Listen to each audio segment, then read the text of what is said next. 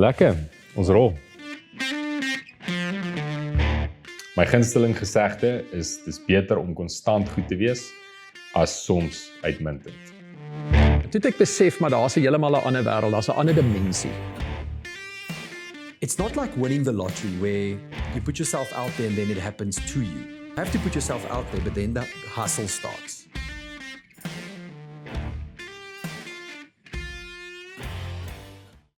Hy is 'n geregistreerde sielkundige en professor in kliniese sielkunde. Hy werk sedert 2023 as 'n sielkundige in beide die openbare en privaat sektor en is tans die direkteur van internasionale operasies van 'n maatskappy met die naam Cognacity. Cognacity, ja. En dis 2003. 2003. Ja.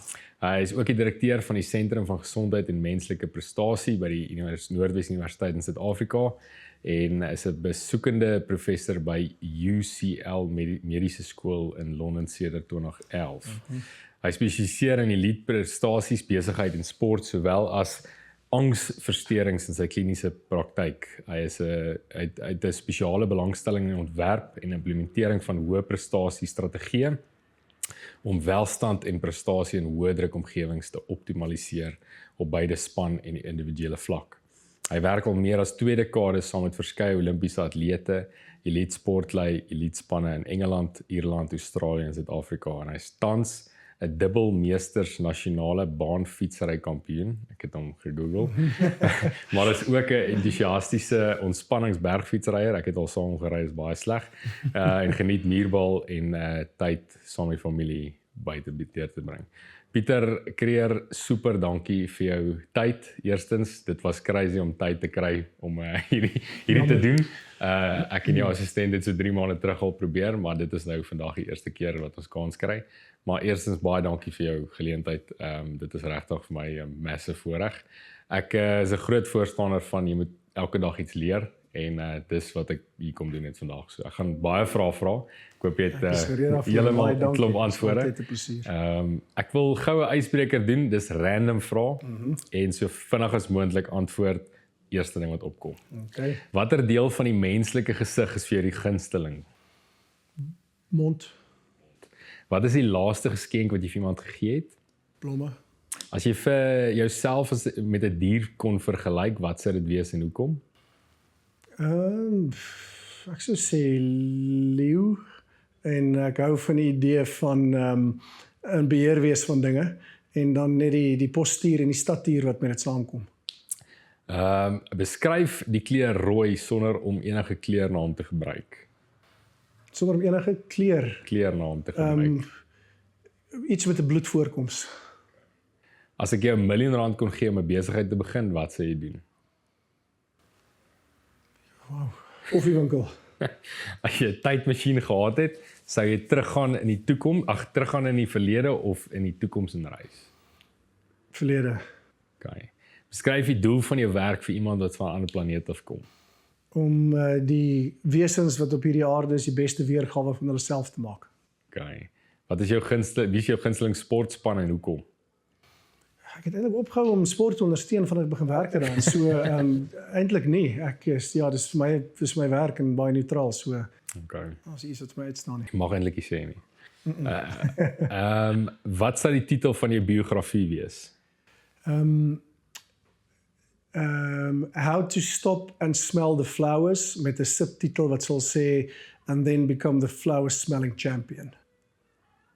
Daai gaan 'n ding word. Wat sal jou laaste maaltyd wees? Steak. Ja. Wat se bekende mense sou jy uitnooi vir ete? As jy 3 bekende mense moet uitnooi. Ek dink historiese figure waarskynlik.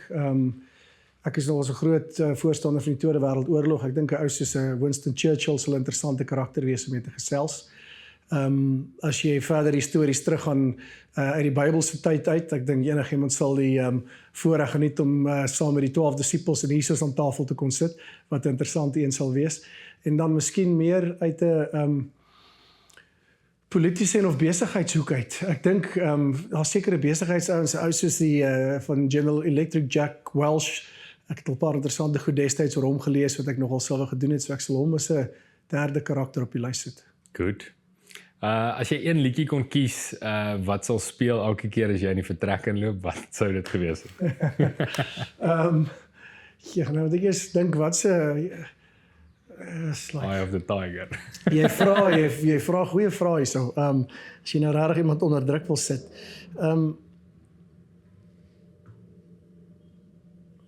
Kyk, ek is 'n groot voorstander van jazzmusiek, maar daar's niks regtig jazz wat ek dink my verteenwoordig nie.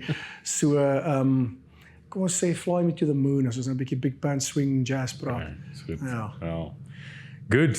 Ek gaan ek dink ek moet net agtergrond skep van oral waar jy betrokke was al. Ek weet dis nie alles nie, maar ek het so 'n kort lysie gemaak. Bath Premiership Rugby. McLaren F1 Racing Team. Sharks Currie Cup Super 12. Springbokke klomp plekke. Springbok Sevens. Harlequins Premiership Rugby. Noordwes Universiteit Rugby Instituut. Londen 2012 Olimpiese spele. Jy was nou by die Olimpiese spele.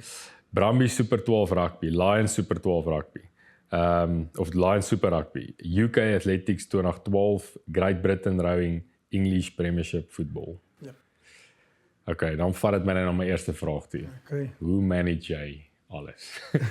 Obviously jy het 'n familie en is daar belangrike goed vir jou wat jy nie op budge nie? Is daar Ja. So ek travel al vir die laaste 20 jaar verskriklik baie en een reël wat ek mis nie 'n familielid, kind of vrou se verjaarsdag nie, en in 23 jaar van travel het ek nog nie een gemis nie. Met my eie verjaarsdag insluit. So dis vir my die groot ding vir daai tipe van aspekte is ek het al soveel werk weggewys daarvoor ek eenvoudig mis dit nie. Ander goed sal wees meer as daar baie belangrike familiegeleenthede is. Dis maar die belangrikste ding vir my is familie. So dit sal nogals bepaal of ek 'n werkstuk gaan aanvat of nie. So ek moes al 'n paar keer, maar oor die algemeen beplanning is maar die wagwoord. As balans, is dit 'n ding? Kan dit gebeur?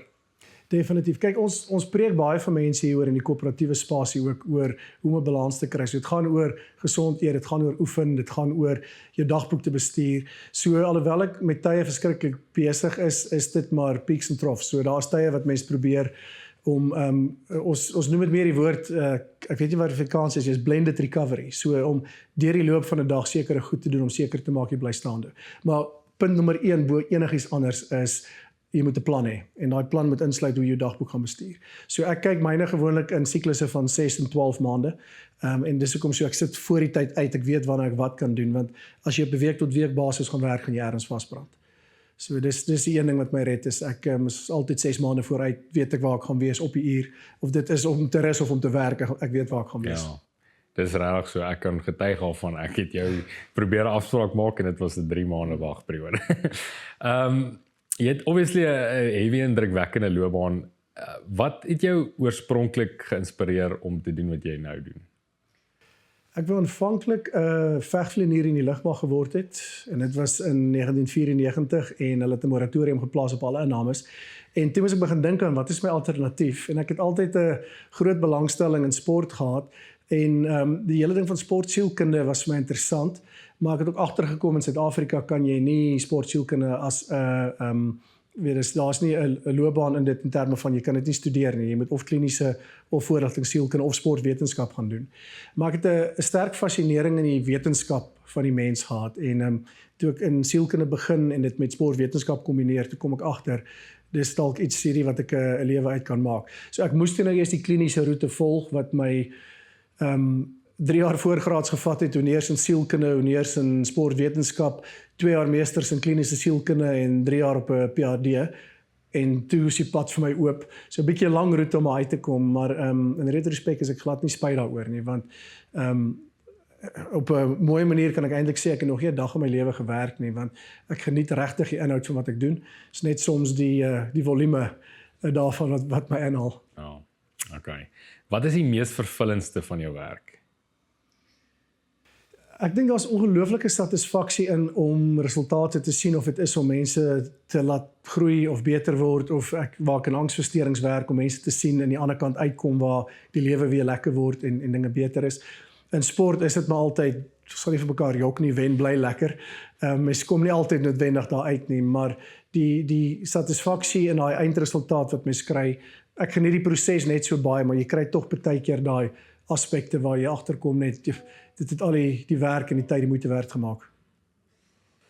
As mens terugdink en mens miskien praat oor foute, want ek dink dit is nogal belangrik om foute te maak en jy moet dit vinnig maak. Grootste fout of lewensles wat jy al geervaar het of deur is? Ja, is eintlik so baie langs die pad. Ek dink dis baie keer meer in die lyn van hoe jy projekte aanpak. Ek het nog nie groot besluite wat ek in die lewe geneem het agtergekom. Miskien is dit maar net my ingesteldheid. Ek maak die beste van maak is.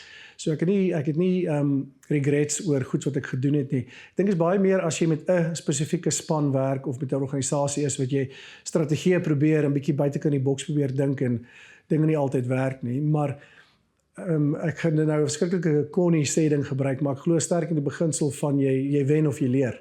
So ek sien nie daai regtig as foute nie, ek sien dit as leerskool. So weet elke keer leer jy daar's 'n manier om 'n ding nie te doen nie en hooplik kan jy sien waar dit fout gegaan het en jy bou daarop. So dis dalk maar my ingesteldheid. Dalk is dit ek wat myself van dit probeer oortuig, maar so ek sien nie regtig groot failures uit daai opsig nie. Is meer van okay, daar's beter maniere om albei uit te kom. As jy het obviously 'n klomp kinders, as jy een ding vir hulle wil jy hulle moet onthou of wat jy vir hulle geleer het in vandag se samelewing, wat sal dit wees? Jy kan dit vir hulle reguit vra ook. Ek dink hulle gaan vir jou sê wat dit is. Attitude is alles. Dit gaan alles by jou ingesteldheid. Ek gee nie om oor wen en verloor nie. As jy jou beste gegee het en jy het laaste gekom, is ek gemaklik daarmee. Maar as jy gewen het en was met 'n swak houding geweest, dan is dit iets wat my nie aanstaan nie. En ek hoop dis een ding wat ek vir hulle in die lewe kan leer, dit jy kan jouself nie jou waarde bepaal deur jou prestasie nie, want jy gaan partykeer fantasties wees en partykeer gaan jy van die waar val. So jou ingesteldheid is vir my absoluut alles in die lewe. Pieter, ek dink in vandag se samelewing voel dit half of daar te veel klem gelê word op ons almal is wenners, almal kan deelneem. Maar ek voel of toe ons groot geword het, as jy nie die beste was, nie gewen nie, want jy nie eerste plek gekry nie. Kyk daarop. Ja, ek het 'n sterk gevoel daaroor. Ek het 'n probleem met die moderne samelewing waar almal 'n sertifikaat vir deelname kry. Dit gaan klink of ek myself kontradikt as ek sê, want ek het nou net gepraat oor ingesteldheid, maar die ingesteldheid moet nog steeds insluit om jou beste te probeer wees, wat beteken ons probeer om te wen. Die sportspanne met wie ek werk ons op 'n baie sterk beginsel van om te wen dis 'n given. Ons is hierso omdat ons wil wen. As jy nie wil wen nie, moet jy nie professionele sport wees nie. Maar jy kan nie dit direk beheer nie. As jy kon uitkoms beheer het, sou almal gewen het. Jy kan nie. So ons vat dit een stap terug na prestasiedoelwitte toe. So om te wen moet jy wat doen en dan nog een stap verder terug, prosesgedrewe. Is wat is die goed wat jy in die oomblik kan beheer wat jou gaan help om uit te kom. So ek dink nie dit berei mense goed vir die lewe voor die hele skoolstelsel wat gaan oor verstaan deelname is 'n goeie ding, maar om te sê weet alles is gelyk en almal moet gelyk wees en niemand kan uitgelig word as hulle wen nie, want die samelewing daar buite werk nie so nie. En ek sien dit in die koöperatiewe sektor, die nuwe generasie wat deurkom, hulle is so gewoond aan dat almal is 'n wenner. Ewe skielik as jy nie die beste is en jy word net vergoed vir wat jy doen en jy kry net 'n bonus as jy sekere teikens haal, kom die wiele af. So ek dink nie ons help ons kinders met daai ingesteldheid nie, maar almal kan ook nie wen nie. Dit gaan oor die strewe daarna en so goed as moontlik te probeer wees. Ek dink as jy dit kan doen, is jy op 'n goeie plek. Maar om oor wen en verloor te praat dis iets wat ek doen nie, want jy kan dit nie beheer nie, maar dit moet nog steeds wees die strewe na om so goed as moontlik te wees. Wat beteken ons probeer om te wen? En as jy nie wen nie, dan leer jy daai uit en jy gaan voort. As jy wen, dan doen jy dit op 'n beskeie manier en jy geniet dit en dan is dit weer 'n keer reset en gaan weer 'n keer. Ek het so 'n paar ouens nou al mee gepraat en wat vir my hierdie opvallend was en ek het dit nou die dag ook gesê, is sport speel 'n massive rol in die sukses van veral ouens wat hulle eie ding, wat buite die boks dink. En ek wonder as jy miskien daarop kan, dit voel vir my half dit leer 'n ou daai setbacks. Dit leer jou daai jy het nou voor toe die kameras al was, toe sê jy jy leer baie meer uit waar jy in die donker is, waar jy in die gat is, as wat jy die wen. Wen is jy on top of the world. Maar het gaan oor daai die nacht, jy weet as mens sukkel. So dit was nogal vir my interessant en sport speel 'n massive rol vir dit. En ek sê altyd vir my kinders, enige ou kan matriek deurkom. Jy kan onder 'n boom sit en matriek deurkom, maar dit gaan oor daai goed. Dit gaan oor hoe verloor jy, hoe vat jy daai verloor, hoe stap jy weg af vanaf. Jy moet kan deelneem, jy moet in daai, jy weet, dis eintlik wat skool is in die samelewing. As jy gee nou, jy kry mense nou om die beste te wees wat hulle is en jy het 'n heavy positiewe uitkyk op die lewe. Maar obviously is daar dae wat dit gaan. Nou die gesegde loop altyd 'n plumber se pype is altyd nie reg nie en die mechanic se kar is altyd stukkend. Het jy sulke dae en wat doen jy dan? Val jy terug op jou eie raad of hoe werk dit? Die baie slegte deel is ek is akiet bewus daarvan as ek sulke dae het en net om dit erger te maak herinner my vrou my altyd daaraan. So ek kom nie met daai ene weg nie. Ons spreek baie vir mense oor die balans, oor die stelsel reg te kry, maar ek het hierdie week so 'n week gehad waar dit nie heeltemal volgens plan verloop het nie. Wat ons wel ook realisties vir mense sê, jy gaan sulke weke kry. So ten minste moet jy die bewustheid hê dat jy in 'n situasie soos dit is en jy moet 'n plan hê om iets daaraan te doen. So partykeer is die dagboek wat dit is en jy gaan nie daar verbykom nie, maar omdat ek in die koöperatiewe werkswinkels en goed wat ons doen, ek kry omtrent altyd hierdie vraag. Sal mense my vra, doen jy die goed wat jy sê? Is ek so bewus daarvan dat op 'n manier is dit eintlik 'n bedekte seën, want dit beteken ek weet daai vraag gaan kom en as ek wil eerlik daar staan en mense in die oë kan kyk en ek sê ek doen dit, dan moet ek 'n effort insit. Ek hou daarvan om te sê 85 tot 90% van die tyd kry ek dit reg, maar weet ons is almal ongelukkig mense en daar is maar daai tye waar die planne nie mooi uitwerk nie. Maar selfs en dis eintlik vir my slegter want in daai weke waar dinge nie werk nie, is ek heeltemal bewus daarvan ek doen nou heeltemal die teenoorgestelde as wat ek vir ander mense sê. Maar die ding is ten minste weer ek het 'n plan op die horison van hoe ek gaan uitkom. En jy weet dit, ja. Ja, so nee, nie altyd so goed soos ek wil wees nie, maar ek streef ten minste altyd soveel as moontlik om albei uit te kom.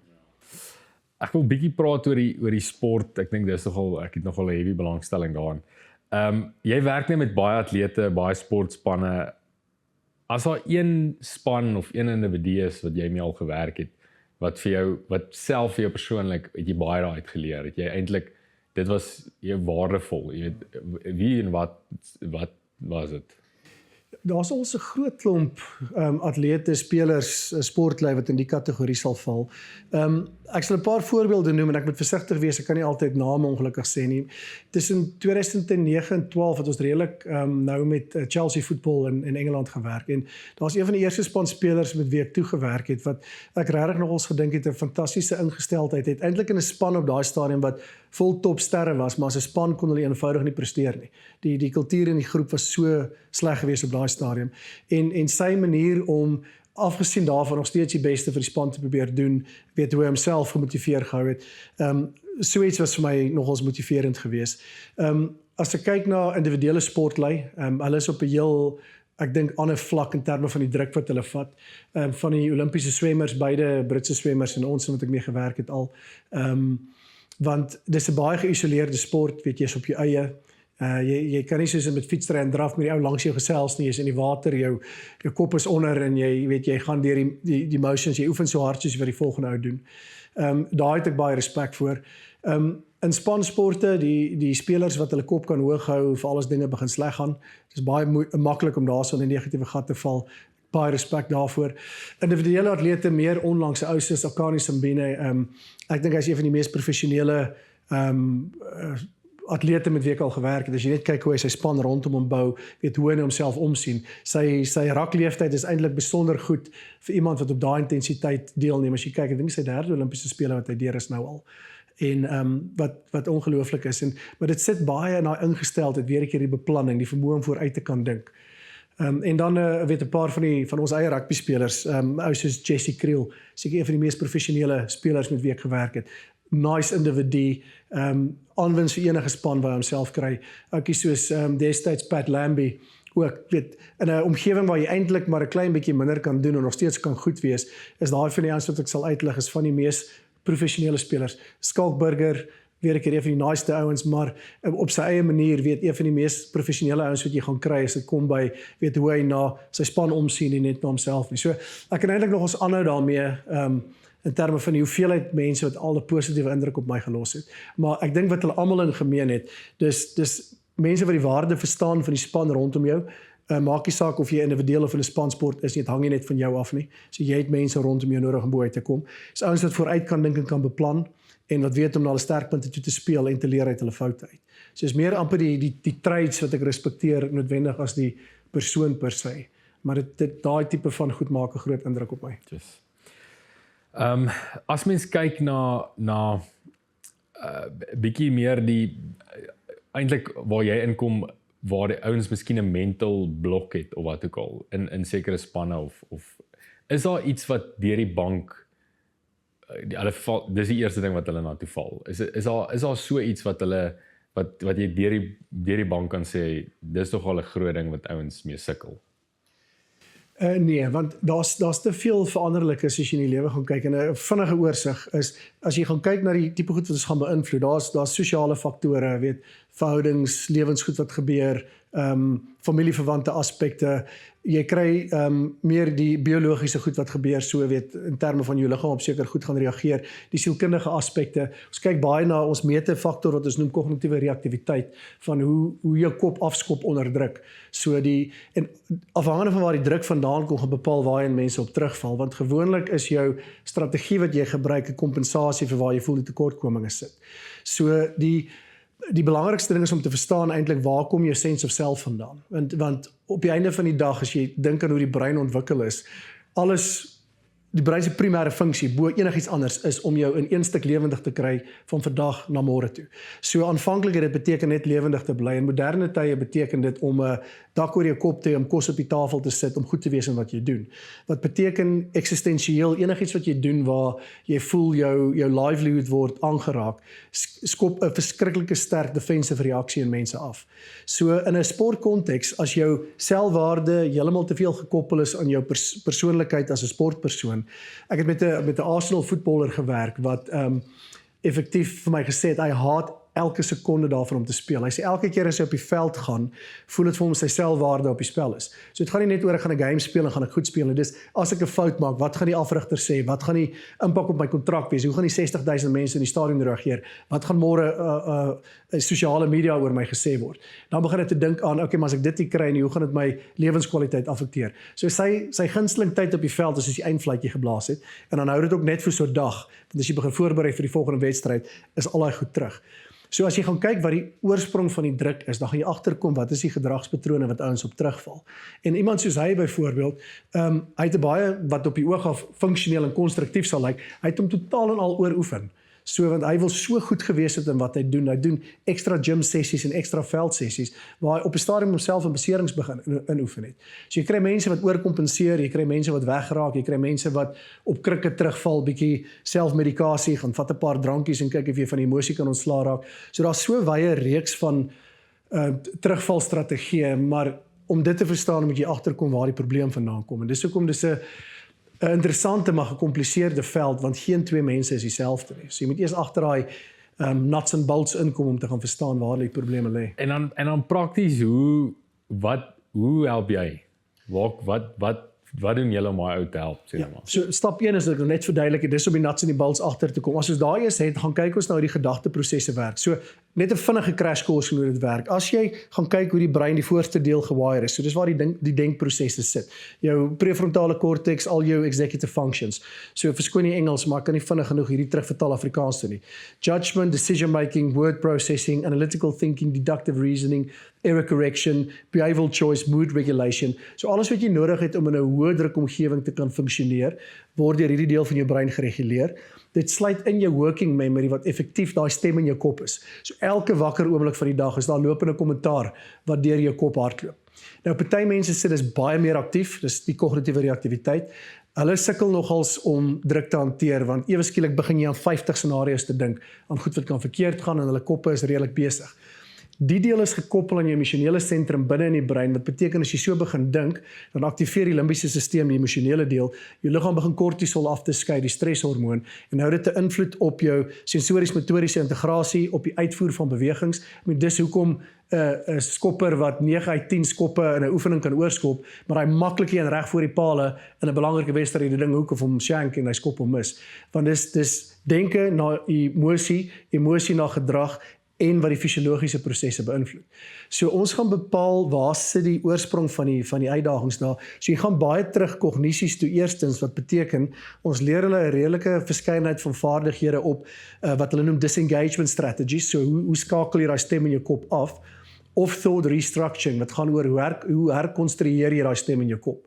So dis praktiese vaardighede wat jy moet leer, en dan sit ons 'n derde dimensie by wat gaan oor die system hacks, dis behavioral gedragsgeoriënteerde strategieë. Wat doen jy op die veld om seker te maak jy beheer daai goed beter? So dis 'n wye hoeveelheid van goed wat ons in ag moet neem, maar as jy begin agterkom hoe daai goed connect, kan jy nogals terug gaan werk van waar die fout is, na waar die reaksie is, na wat in 'n persoon se kop aangegaan het, na wat ons moet gaan doen. So dit vat 'n bietjie tyd, dis nooit in sielkunde 'n quick fix nie. Ons werk gewoonlik so tussen, kom ons sê 6 en 12 tot 18 weke om regtig resultate te sien. Maar daar's 'n verskriklike sterk wetenskap hier agter wat dit dryf. So ons baie van die raaiwerk word uit dit uitgehaal. Ons kan gaan kyk na heart rate variability wat gaan meet wat in jou emosionele stelsel aangaan. Ons het tegnologie wat oxygenation in die frontale korteks meet, so jy kan sien hoe iemand besluite neem, waar die emosie vandaan kom. As jy dit kombineer met eye tracking tegnologie, kan jy sien waarna kyk hy, wat dink hy, hoe reageer hy. So dit gee vir ons die tegnologie, laat ons toe om regtige hoogs funksionerende strategieë in te sit om daai prosesse uit te sorteer. Maar soos jy kan hoor, is net 'n tydrowende proses. Dis nie iets wat jy kan doen oornag nie. Alles vat tyd. Jy moet tyd saam die speler of saam die span deurbring om daarby uit te kom. Yes, dit is crazy. Ek wil jou vra oor my vraag is, wat maak 'n ster 'n superster? En net ek 2 voorbeelde wat ek jou wil wys. Ek dink jy het nou 'n bietjie aan dit geraak. Sê Tiger Woods,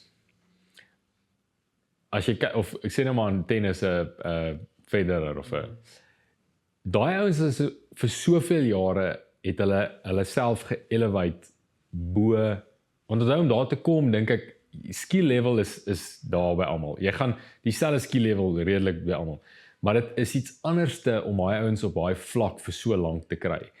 En jy het nou genoem van hulle val terug op seker goed. Tiger se paadjie het miskien dalk so uitgedraai wat hy het teruggegaan.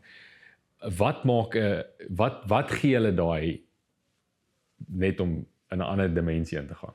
Jou 2 voorbeelde van Tiger Woods en Roger Federer is verskriklik relevant. So Tiger Woods, as jy sy goed ook gaan lees, hy sê self, hy's nie noodwendig 'n beter speler as die volgende ou nie, maar hy sê hy's van 'n jong ouderdom af gedrul om in daai bubble te wees. So wat hy basies gedoen het is wat ons noem mode shifting. Hy het daai vermoë gehad om in die oomblik te wees. As hy gaan staan om 'n hou te speel, dan skuif hy oor van die denkprosesse wat teen werklike spoed gebeur, is die stem in jou kop, na jou sensories-motoriese integrasie toe wat jou autopilot is. So as hy gaan staan daarso, dan sê hy in autopilot mode, hy speel die shot, hy skuif modes terug, hy kan dink, hy kan analiseer waar hy is, hy kan 'n grappie met sy caddy maak tussendeur. So die vermoë om daai fases te kan skuif en in die oomblik te wees, is die groot verskil tussen iemand wat okay is en iemand wat 'n superster is, as hulle presies dieselfde vaardighede het. Want dit gaan nie oor jou vaardighede. Die vaardighede kry jou daar, jy is 100% reg met jou opmerking, maar jou toepassing van vaardighede onder druk is die verskil tussen goed of fantasties. En selfs met Roger Federer, hy was wêreldnommer 1 vir 237 weke in 'n ry. Dit vat redelike vermoëns om dit te doen. En as jy gaan kyk hoe hy gespeel het as 'n jong tennisspeler, junior Wimbledon, hy het ongelooflike temper tantrums gehad. Hy het emosioneel die plot verloor. Die oomblik as jy in daai emosionele sentrum ingaan, dan gaan jou autopilot haywire. 'n Simpel voorbeeld, ons praat nou van golf. As jy 'n 5-voet pad moet vat, ek is seker 9 uit 10 keer op 'n putting green gaan jy 'n 5-voet pad sing. Maar kom ons sit 100,000 rand op daai hou neer. So skielik, maar as jy mooi gaan dink, dit kan nie skill wees nie. Want jy kan 'n 5-voet pad slaan. So wat gebeur is, as jy begin dink oor uitkoms, nou begin jy dink, as ek hierdie ding sink, is dit fantasties, maar as ek hom mis, gaan my vrou nie gelukkig wees as ek 'n groot bedrag hier moet uithaal vir iets wat ek kon gelos het nie. Die oomblik as dit gebeur, aktiveer dit daai of meng dit in met die autopilot waar jy moet wees vir seamless sensory motor integration. En dis hoekom mense onder druk gaan choke, want die autopilot werk 20 keer vinniger as wat jy kan dink. So enigiets wat ingekondisioneer is daar, weet om 'n golfhou te speel, om 'n bal te skop, om 'n tennisbal te slaan, As jy daarmee begin inmeng deur die aktiwiteit na die verkeerde deel van die brein toe te skuif, dis van 'n ouens choke onder druk. So skielik kan jy nie meer uitvoer nie, so dit het niks te doen met jou vaardighede nie. En 'n ou soos 'n Tiger Woods en Roger Federer, ek dink hulle het absoluut die vermoë bemeester om in die oomblik te bly, in hulle autopilot te wees as hulle moet speel en dan uit te gaan as hulle moet. En dis die groot verskil tussen 'n ou wat goed is en 'n volgende ou wat net soveel vaardighede het, maar aansienlik beter onder druk doen.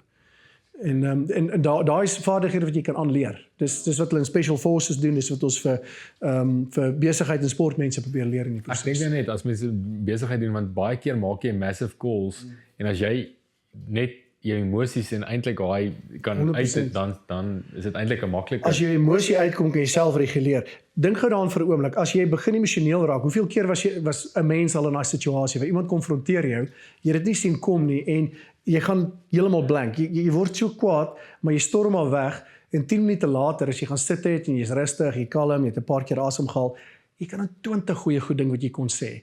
Die antwoord is dit was daar, maar situasioneel al die bloed vloei weg na die emosionele sentrum toe. So die deel wat jy nodig het om te dink fisies word ontkoppel. Dit word disengages under pressure. So die vermoë om in die oomblik geground te bly, is die verskil tussen gaan jy okay wees of gaan jy fantasties wees. En dit vat werk om uit te kom. Dit is 'n gekondisioneerde respons wat oor tyd geïmplementeer moet word. Jy oefen dit. Ja, dis soos enige ander vaardigheid, jy kan dit inoefen. Dis fisiese breinbane wat begin ontwikkel as jy goed op die regte manier doen. Ja, dis crazy. Ek wil 'n voorbeeld en dis eintlik wat ek kyk baie UFC, so dis vir my is vir my fenomenaal. Daai ouens se kondisionering is crazy, maar ook hulle verkoop dit maar baie. Dit is 'n baie sensasie ding, maar vir my Conor McGregor is een van die ouens. Hy verkoop 'n geveg soos niemand kan nie. En hy het een keer toe hy wêreldkampioen was in die een weight class het hy geskuif na 'n ander een toe. Of hy het gesê hy gaan. Dit was sy eerste keer is waar jy 2 belde in 2 divisies gehou het. En Jose Aldo is 'n ander land se ou. Hy het so in daai ou se kop ingeklim. Toe hulle in die kruit klim, as jy nou daai fight kyk, hy's Conor is los en jy kan sien daai Aldo is alles is getens. Dis asof hy letterlik in daai ou se kop was en dis letterlik van praat. Hy het hom heeltemal uit sy game uit gepraat. En dis presies nou daai hy het in sy daai emosionele hy kan niks hy kan nie eens met 'n interview kan hy niks van terug sê nie. Hy's net dis crazy. So dit koppel so bietjie aan iets wat hulle noem associative memory. So jy assosieer die persoon met goed wat gesê is. Nou skop daai stem in jou kop af. Al daai what ifs kom in. Ja, maar wat as en so skielik in plaas van om in jou autopilot te wees waar jy deur emotions gaan, kyk vir sekere cues, beweeg, reageer, nou begin jy te dink. As jy in daai dinkmode ingaan in 'n ballistiese of 'n hoë druk situasie, is jy in die moeilikheid want daar wil jy in jou autopilot wees. In 'n werksomgewing is dit baie beter om uit jou autopilot uit te bly en te dink en weet strategie te volg. Maar daai wat iemand so onder jou vel inkom, al wat basies gebeur is, daai stem begin in jou kop op te kom en daai klein bietjie van twyfel wat dit saai, beteken jy want jou reaksietyd is soveel stadiger omdat daai deel van jou brein wat op reaksie wat op patroon recognition werk, op patroonherkenning werk, 20 keer vinniger is as wat jy kan dink. Dis is ook die rede hoekom, kom ons vat rugby vinnig as 'n voorbeeld. As jy die bal kry in die middel van 'n toetswedstryd, jy het omtrent 0.5 van 'n sekonde om 'n besluit te maak, so losskakel. Gee ek die paas, die tip-ons, dat ek die grabber deur, skop ek agterin, gaan ek vir die half gap self. So teen die tyd wat jy moet dink daaroor, wat jou 2.5 sekondes gaan vat, het jy jou 3 keer in die helfte gesny. So wat gebeur is jou brein vat 'n vinnige snapshot van wat dit sien, pattern recognition, dit hardloop deur jou langtermyn geheue en dit doen 'n probability calculation. So gebaseer op vorige ervaring gaan dit vir jou sê die mees relevante ding om nou te doen is sit die grabber deur. So die goeie spelers dink nie daaroor nie. En dis hoekom die oomblik as jy begin dink daaroor, word jou besluitnemingspoed stadiger. As jy in daai posisie is, dan val jy uitmekaar uit. Beste voorbeeld daarvan was gewees Wêreldbeker 2015, toe ek saam met Springbokke was teen op Twickenham gespeel in die kwartfinaal teen Wallis. Ons is agter gewees met 5 punte, ek dink omtrent 10 minute om te gaan. Op 'n stadium toe breek Dwayne Wade en hy trek die vleuel en die skramskakel en Fourie de Pre hardloop agter hom verby en hy gee die fliekpaas agter verby en Fourie gaan skoor in die hoek wat vir ons die game wen. Na die tyd vra hulle vir hom by die personderhoud, hoorie, wat het jy gedink, wat het deur jou kop gegaan, wat is die beplanning gewees? En Dwayne se hele antwoord was gewees, ek het die bal gepaas. En dit was so 'n eerlike antwoord, want hy het nie daar gedink nie. Sy brein het basies onmiddellik hy foto gevat, gesien die verdediging kom in, hy het gesien sy spanmaat beweeg daar buite, en heel instinktief het hy die bal in die regte rigting gegooi. En dis waar die nie 100% korrekte nie, maar die ballpark is okay, die 10.000 uur reël vandaan kom, want hoe meer ervaring jy in jou langtermyn gee het, hoe vinniger is jou brein se probability calculation. Dis hoekom met ervaring word spelers beter oor tyd, want daai besluitneming is soveel vinniger. So net terug op die UFC dus, as iemand in jou kop begin inkom en die twyfel is daar, beteken dit, jy is heeltyd in 'n deel van jou brein waar jy nie moet wees. Jy begin te dink deur daai associative memory, en dit vat jou weg van reaksietyd en spoed af. En dis die verskil dan in situasies soos daai. Hy kan net so goeie fighter soos 'n McGregor wees, hy het klaar die fight verloor voor hy in die kruit geklim het, want jy gaan net daai split sekonde agter die hele tyd wees, en dan is jy in die moeilikheid. Pieter, okay, ek het heel in die begin is dit is high performance strategies eintlik. So kom ons sê jy werk nou by die McLaren se F1 team. Wat sal jy vir daai, want dit is obviously 'n massive organisasie. Wat sit jy in plek vir daai ouens? En dit verskil seker van dit na die Springbokspan of wat ook al. Wat doen julle om daai goed in plek te sit? Wat die beginsels bly baie dieselfde. So ons kyk eers na die stelsels hier, die groter omgewing, die kultuur waarbinne jy goed doen, want dit het 'n baie sterk impak op weet hoe mense reageer op sukses en op verliese. As mens verloor. Dan kyk jy na 'n onmiddellike spanomgewing en dan kyk jy na die deelnemers, die individue binne in dit.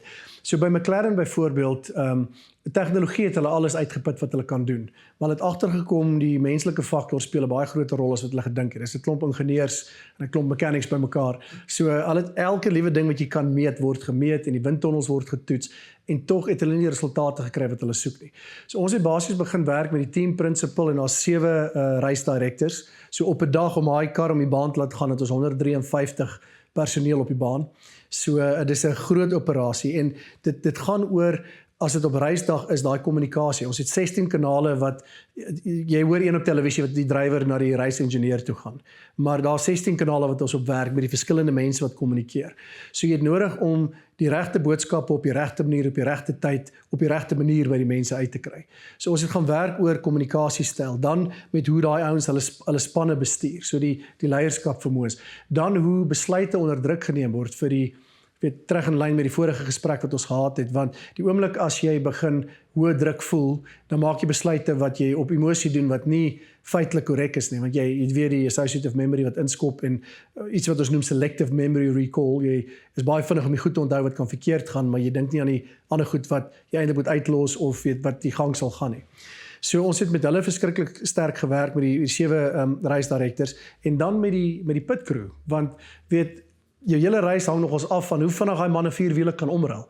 So hulle is 'n klomp mechanics wat glad nie uit 'n hoë sport omgewing uitkom, maar skielik is daar 200,000 mense om die baan en die hele wêreld se Formule 1 populasie wat hulle op 'n reisdag dophou.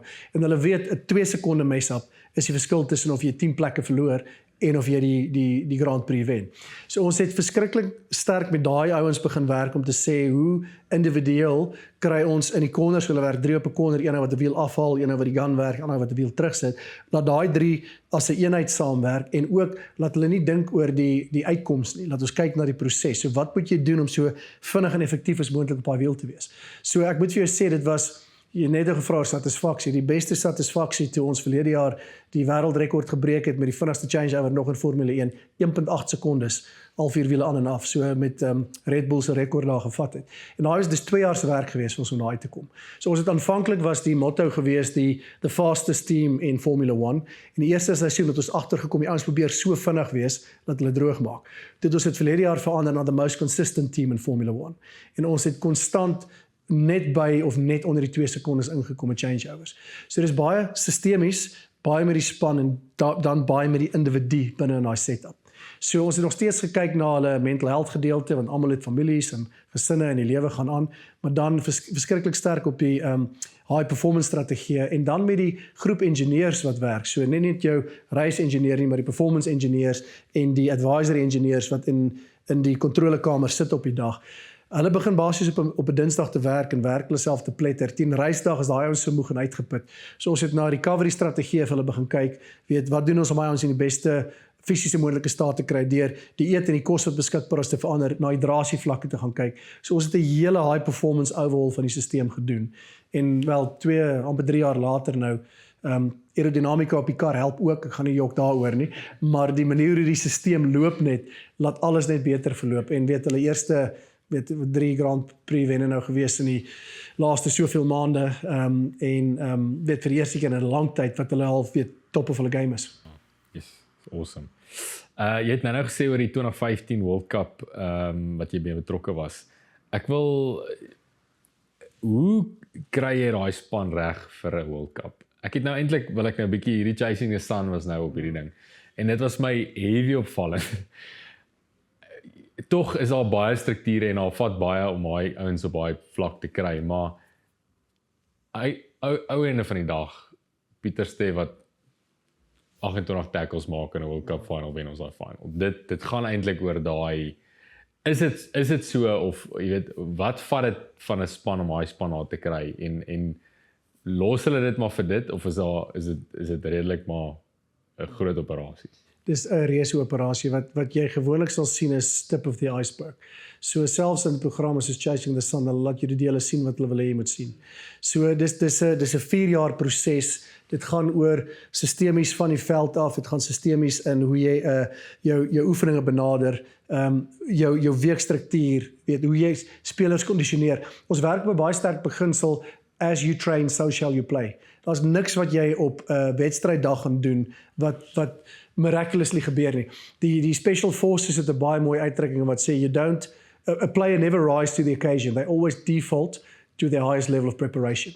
So as jy nie gaan oefen op 'n sekere manier nie, gaan jy nie perform op 'n sekere manier nie. So die deel wat hulle nooit vir jou sal wys nie is hoe lyk die oefenstruktuur in die week en hoe die sessies uitgesit word en hoe die data gebruik word om te meet wat ons doen, waar jy is. So daar's 'n reuse wetenskaplike operasie agter die skerms aan die gang, en ou soos Rassie is nou maar net 'n meester om daai te kombineer met die emosionele komponent wat hy uitstekend is om in te bring.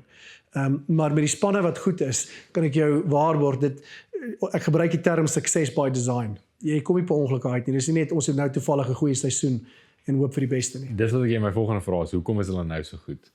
Die Springbokke. Kyk, jy kan sê van Rassie wat jy wil, like him or don't, but hy's 'n master tactician. So hy was die adviseur vir 2015 wêreldbeker gewees, en hy het die green room meetings geran, wat basies die analise was om te sê hoe wen jy spanne. En ek het daai tyd net al gesien, die goed wat hy uithaal, die stats wat hy nou gaan kyk, hy het 'n vermoë om regtig te gaan meet. Want kyk, in rugby daar's soveel non-linear stats wat gevat word wat absoluut vir jou niks gaan sê nie. So die vermoë om te kan gaan bepaal wat is die goed wat die uitkoms gaan beïnvloed en daarop te fokus. En dis my opinie, een van die sterkste punte wat hy het, is daai taktiese brein om te gaan uithaal uit die geraas uit die white noise uit, wat gaan die verskil maak in sy hele program daarvolgens aan te pas. En ek dink dis wat goeie afrigters kan doen, is om te gaan weet wat is die goed wat jou competitive edge gaan gee, en belangriker is dit, hoe oefen ek dit in? Hoe kry jy daai transference van oefening in 'n wedstrydsituasie in? En nie alle coaches het daai vermoë nie. Yes. Okay, laaste 2. Jy ry nog fiets op 'n baie hoë vlak. Hoekom is dit vir jou belangrik? So baie hoë vlak is eerstens relatief, ek ry tussen die veterane, so ek ry teen ander ou manne. Maar jy lyk dan nog goed vir 'n veteraan. Die rede daarvoor is, dis vir my terapie. So vir my, dit gee iets om voor te werk, want as ek nie 'n mikpunt het om voor te oefen nie, kan ek met 20 goeie verskonings voor 'n dag kom, hoekom ek in die bed gaan bly en nie gaan opstaan nie. So vir my om op die pad uit te kom, ek dink die kort antwoord waarskynlik is, jy sal nou self weet wat 'n fietsryer is, jy sit soveel pyn terwyl jy kan niks aan nonsens dink nie. So is een van die beste maniere om die gemors van die dag uit jou kop uit te kry, en dan uit die hart van die saak die fisiese komponent, kortisol uit jou stelsel uit te kry, daai bietjie endorfine wat die liggaam afskei. En ek het my nog altyd 'n kompeterende streep in my gehad, so ek voel dit haal die beste uit my uit as ek iets jaag, en mens geniet nog steeds die gevoel van om iets te kan wen en goed te wees in wat jy doen. So dis maar 'n kombinasie van dit wat my waarskynlik in die gang hou. Goed. Laaste een, ek dink angs en mental health is redelik belangrik, ek dink baie belangrik. Veral in vandag se tyd, het jy soos 'n go-to tegniek? Ons het nou gepraat oor die oefen. Vir my, goed soos ysbad en sauna is eintlik maar net goed wat moeilik is. Selfs met die fietsry ook. Is iets vir my is dit al dis niks kan erger wees as daai oggend se jaag. Jy weet dit daar is nie. Daar is maak nie saak wat hierdie dag vir jou gee nie. Jy gaan nie dis nie stel nie. Jy was amper dood vanoggend. So is al maklike goed wat jy ons mee kan los wat ons kan doen. Ja, alhoewel soos ons vroeër gesê het, niks is 'n quick fix nie. Ek dink die beginsels waarop dit neerkom is jy moet verstaan waar angs vandaan kom en die basiese formule wat ons vir angs gebruik is angs is 'n kombinasie van om te oorskat wat gaan verkeerd gaan en te onderskat wat jy kan doen. En daai is wat ons noem die twee algemene delers in angs. So dit gaan baie om oor die gedagteprosesse te verstaan en dan die chemiese proses van angs te verstaan. Ek dink met iets soos paniekversteuring in 2 tot 3 sessies kan ons merkwaardige resultate kry. Iets soos algemene angs is moeiliker om te hanteer. Dit vat baie langer, maar dis bietjie verskillende meganismes wat 'n rol speel.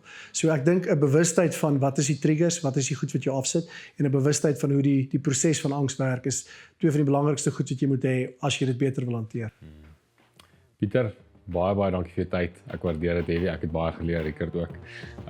Baie dankie. Dankie, is altyd 'n plesier. Thanks.